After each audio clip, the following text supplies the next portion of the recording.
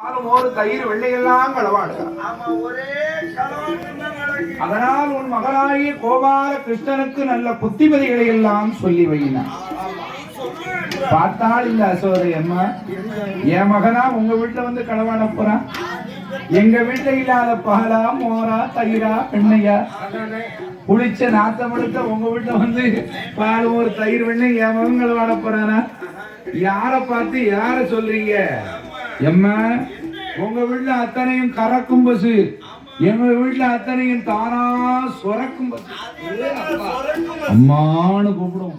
பாத்திரத்தை கொண்டு வச்சா போதும் தானா பாக்குறோம். அப்படி பசெல்லாம் எங்க வீட்டுல இருக்கு. எங்க வீட்டுல இல்லாத பால் மோர் தயிர் வெண்ணெய் உங்க வீட்டுல இருக்கு. என் மகன் வந்து உங்க வீட்டுல பால் மோர் தயிர் வெண்ணெய் என் மகன் சாப்பிட போறான் அப்படின்னா அதற்கு உருட்ட உடனே பயந்து போனா கோயமா இருக்கு. அப்போ இவ சாட்சியோட சொன்னாதான் நம்புவா, இல்லனா நம்ம கதை பழிக்காது.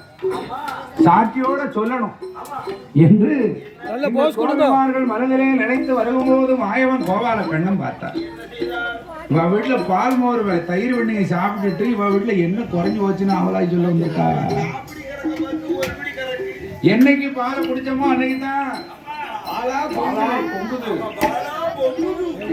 என்னைக்கு தயிர் வெண்ணெய் சாப்பிட்டோமோ அன்னைக்கு இவன் வீட்டுல பஞ்சமே இல்லாம இருக்கு.